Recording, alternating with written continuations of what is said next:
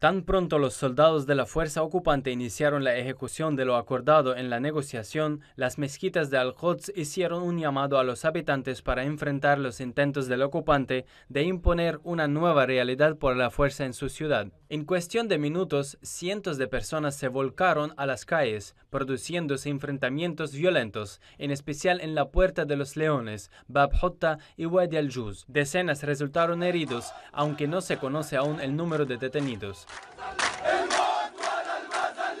Los enfrentamientos se prolongaron hasta las oraciones del amanecer. La violencia aumentó cuando el público se percató que el ocupante cambió las puertas por cámaras inteligentes. Estos son equipos que la mayoría de los países rechaza utilizar en sus aeropuertos, aunque aumenten las amenazas a su seguridad por violar la privacidad de la gente de una manera escandalosa. Los habitantes de Al-Quds consideran que las puertas y las cámaras son iguales, son el complemento de los esquemas declarados por la ocupación, o sea, la judaización de Al-Quds, y un intento para borrar su identidad nacional y religiosa. Pero están confiados que lo que obligó al ocupante a retirar las puertas no es el acuerdo con Amman, quien está a cargo de velar por los lugares religiosos de la Ciudad Santa, desde que fue ocupada el año 67, sino que se debe a la firmeza y unidad de los habitantes, y con la misma firmeza y unidad están decididos a ganar la batalla de las cámaras y obligar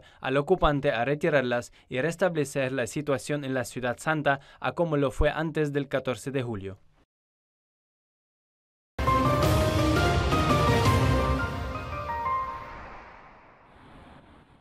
Bajo el brillo de la capital de las luces, París, se encuentran los dos pilares de la crisis libia bajo el patrocinio oficial francés del nuevo presidente, Emmanuel Macron. Después de encuentros esporádicos y furtivos, y en ocasiones tensos, a veces en El Cairo y otras en Abu Dhabi, el presidente del gobierno de reconciliación, Fayez al-Sarraj, y el comandante del ejército, Khalifa Haftar, se encuentran ahora cara a cara alrededor de una mesa de reconciliación francesa, con el fin de sellar muchas grietas en un intento de hacer seguimiento a una nueva hoja de ruta. La presidencia francesa dijo que la Unión tiene como objetivo discutir una solución a la crisis de Libia y el logro de un entendimiento político entre los dos hombres. El mayor desafío se materializa en la edificación de un Estado capaz de satisfacer las necesidades básicas de los ciudadanos y sentar las bases para la formación de un ejército regular unificado bajo una autoridad civil. Además de la necesidad de controlar el territorio y las fronteras para luchar contra los grupos terroristas,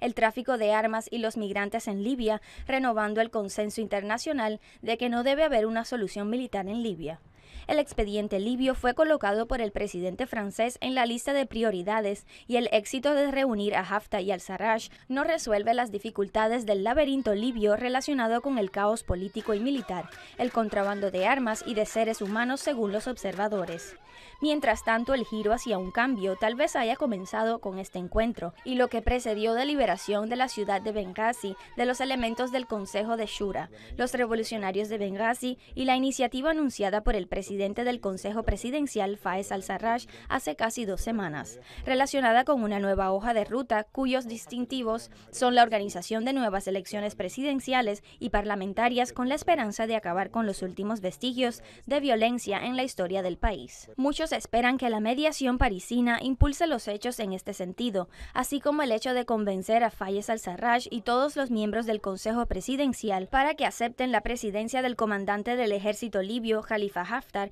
en la próxima escena política. Mientras tanto, Italia se irrita colérica porque Francia se adueñó del expediente libio, dejándola fuera del mismo, siendo esta quien le hizo seguimiento durante todo el periodo anterior y la cual se ve afectada a corta distancia por todos los fenómenos que ocurren en la escena libia.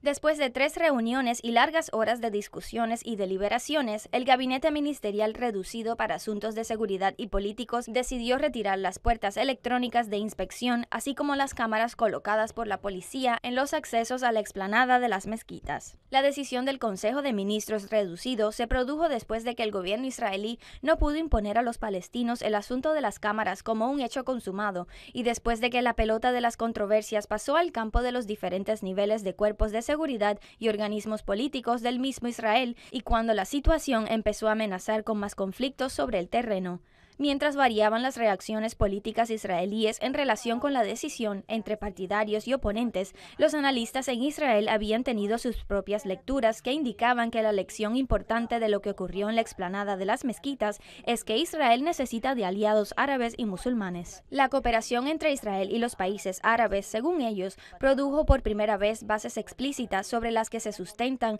las conversaciones sobre este tema delicado, la confluencia de intereses y la asociación requiere de desarrollo y profundización. Los observadores se detuvieron ante el trato que le dieron algunos medios árabes a lo que ocurría en la explanada de las mezquitas, señalando a canales árabes pertenecientes a Arabia Saudita que se abstuvieron de criticar el origen de las tensiones en el lugar y no transmitieron a través de sus pantallas cualquier comentario sobre excesos de Israel contra la planicie sagrada. Y esta fue una imagen opuesta a lo que fue transmitido por otros canales. Señalan los comentaristas que la fuerza del público y la peligrosa presión de la opinión pública árabe no fueron traducidos en hechos palpables en la crisis de la explanada de las mezquitas y añaden que es cierto que los acontecimientos de la planicie sagrada ocuparon los titulares en la mayoría de los países árabes, pero por primera vez no salieron manifestaciones contra Israel a las calles de El Cairo, Amán y Marruecos. Y eso fue porque hubo países árabes que ayudaron a Israel a bajar del árbol y porque dirigentes de estos países también impidieron que la Liga de Estados Árabes convocara a una reunión de emergencia o que llamaran a una reunión del Consejo de Seguridad con el propósito de no ampliar el marco internacional que podría intervenir en lo que pasaba en la explanada de las mezquitas.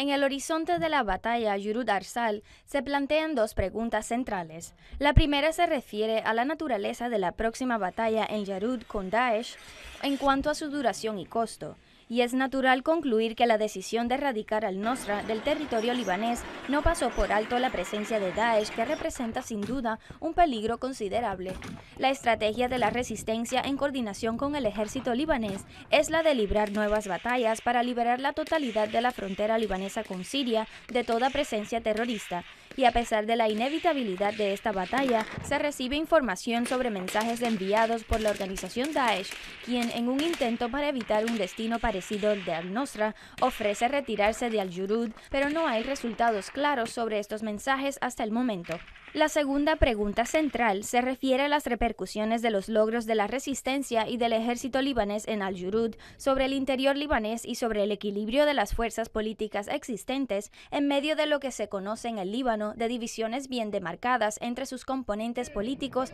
ante la mayor parte de los temas nacionalistas. A nivel de las bases populares hubo un amplio consenso para apoyar a la resistencia y el ejército, y es un apoyo que fue expresado a través de manifestaciones para celebrar la victoria que no tenían un color religioso, celebraciones en las que participaron diferentes estratos de libaneses que querían homenajear a quienes se sacrificaron en la batalla, además del apoyo de la mayoría de los medios de comunicación a la batalla nacionalista. Sin embargo, hubo un espacio de precaución y de preocupación que se manifestó en las filas de las bases populares leales a la corriente del 14 de marzo, pero esta no se hubiera expresado de esa manera de no haber recurrido a la dirigencia de esta corriente política a sus viejas prácticas, utilizando el odio político y la incitación sectaria con la esperanza de evitar la batalla y mantener el estancamiento existente que sirve a sus intereses políticos, a pesar de una gran vergüenza experimentada ante una batalla decisiva en la que participó el Ejército Nacional y la cual ha adquirido una dimensión clara contra el terrorismo que hizo sangrar a los libaneses sin distingo de afiliación política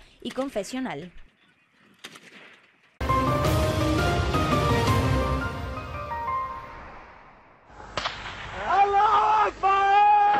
La imagen ha sido siempre un elemento notorio e importante en las batallas de la resistencia. Desde sus inicios, la resistencia documentó sus operaciones a través de la imagen y del sonido en el marco de lo que se denomina la guerra psicológica. Es una confrontación que la resistencia conoce muy bien, a través de las afrentas impuestas en las operaciones contra la ocupación israelí, hasta el punto de que algunos expertos señalaron que la cámara es efectiva tanto como el fusil o tal vez más, y tiene un mayor efecto e impacto psicológico sobre el enemigo.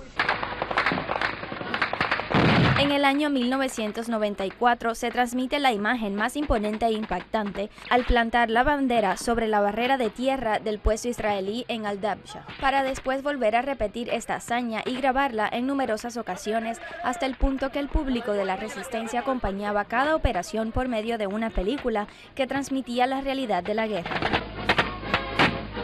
La resistencia también ha desarrollado su potencial, su armamento, su funcionamiento y sus planes. También la parte relacionada con los medios tenían su función e importancia, y con el comienzo de la crisis siria, la guerra contra Yemen e Irak, fue creado lo que se conoció como los medios de comunicación de guerra. Documentar la derrota de Israel a través de la imagen y el sonido se repite hoy con el mismo impacto psicológico, ya que la resistencia adopta la filosofía de derrotar al enemigo con la guerra psicológica y la intimidación, impidiendo que se concentre y debilitando su fuerza. En los 90 se colocó la bandera en el puesto israelí y hoy se izó la misma bandera al enfrentar a los terroristas. Según el criterio de la resistencia, aquí y allá es el mismo peligro. Se parecen y los medios de enfrentamiento tienen sus fundamentos entre los que figuran los medios de comunicación y la imagen. Antes de su muerte, el líder y mártir Imad Mughniyeh se ocupó de los medios de comunicación de guerra, ya que estaba totalmente convencido que los medios de comunicación y la derrota del enemigo grabada con imagen y sonido equivale a rematar la mitad de la batalla.